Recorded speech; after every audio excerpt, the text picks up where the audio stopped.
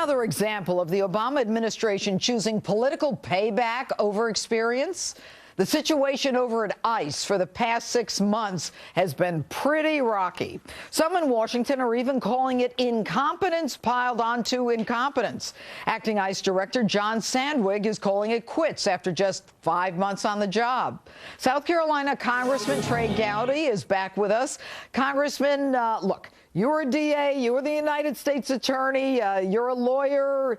How did this guy get the job as the head of the second largest law enforcement agency in the country when the guy has no law enforcement experience? Because he raised a lot of money for Janet Napolitano when she ran for governor in Arizona. That's simple. That's an easy question. That's his sole qualification. But then how did he get through the Senate? How are these three clowns that are up for ambassadorships right now going to get through the Senate? I mean, it's unbelievable, the three, Larry, Moe, and Curly, that are up for the ambassadorships right now. How are they getting through? Because the Senate won't do anything about it. Well, and you know what's amazing to me? Say no. If you're going to appear before the Senate in a confirmation hearing, wouldn't you Google the country that you're about to be or being nominated as ambassador to? Wouldn't you make you know a little about it? I mean, these people are so comfortable in their ignorance that it's stunning. Yeah, they can't find the equator on a globe with Lewis and Clark standing over their shoulder. The question is, what are my colleagues in the Senate going to do about it? You know, our framers gave them the power of advice and consent. They don't have to roll over and take a nap. Yeah. You know, Judge, for the last year and a half, you and I have been spent trying to figure out who murdered an ambassador who gave his life for this country. And these three knuckleheads can't even bother to Google the country that they're going to?